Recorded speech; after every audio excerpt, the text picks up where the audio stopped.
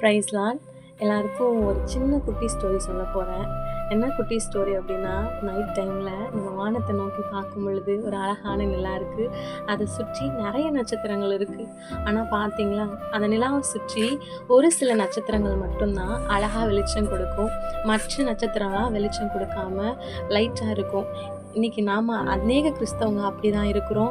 ஏசப்பா நம்ம கூட இருக்கிறாரு. ஆனால் நம்ம பிரகாசமான ஒரு வாழ்க்கையை வாழ்கிறதே கிடையாது. அந்த லைட்டாக எரியுற நட்சத்திரத்தை போல தான் நம்முடைய வாழ்க்கை இருக்குது. ஆனால் நம்ம லைஃப்பில் ஏசப்பா இருக்கார். வானத்தில் நட்சத்திரம் இருக்கிறது போல், நிலா இருக்கிறது போல் எல்லாமே இருக்குது. ஆனால் இன்றைக்கி நாம் அப்படி இருக்கக்கூடாது. ஏசப்பா நம்ம கூட இருந்தால் நம்ம வாழ்க்கை பிரகாசிக்கணும். அந்த வானத்தில் இருக்கிற நட்சத்திரம் எப்படி ஒரு சிலது பிரகாசிக்குதோ, கிறிஸ்து இருக்கிறவங்க அப்படி தான் பிரகாசிப்பாங்க.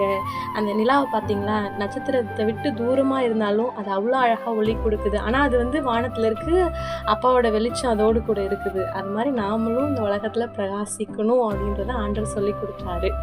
ஓகேவா? நீங்களும் அப்படி இருக்கணும். ஆண்டவர் உங்களை அதிகமாக ஆசீர்வதிப்பார்.